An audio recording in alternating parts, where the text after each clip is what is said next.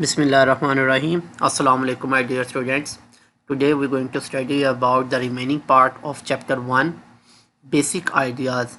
As you know that we discussed in the previous lesson about invisible particles, diffusion, state of matters, the particle in solid, liquid and gases. Then we discuss about atom and symbols. Now today on page number 21 we will discuss about molecules. So what are molecules? Molecules are group of two or more atoms bonded together. For example, you can see here H that represent hydrogen, and this second atom of hydrogen, when they both combine chemically, or you can say that bonded together, they form a molecule of hydrogen. So here you can see another example like H from hydrogen and O from oxygen.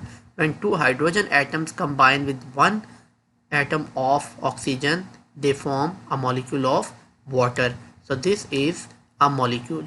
After that, here you have different examples. You can see there nitrogen, N2, ammonia, NH3 and these are other examples. We should differentiate them.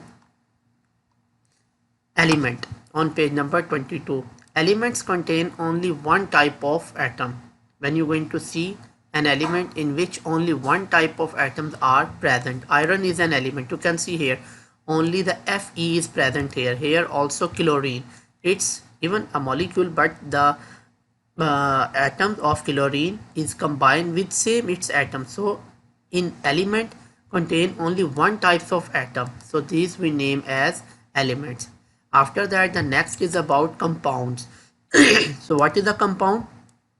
Compounds contain two or more types of atoms chemically bonded together, in which we have two or more types, mean to say different types of atom can combine. For example, here you can see that CH4. So here this is the carbon and four hydrogen atoms are attached or bonded, chemically bonded with carbon atom, so they form a methane molecule which name as a compound. So you can see here like nitrogen, ammonia, hydrogen chloride and chlorine, in which you have different types of you can say that things like molecules and also compound are present there. So this is your also a little bit assignment, which substances are elements and which substances are compound. So look back to the table on page 21, this table.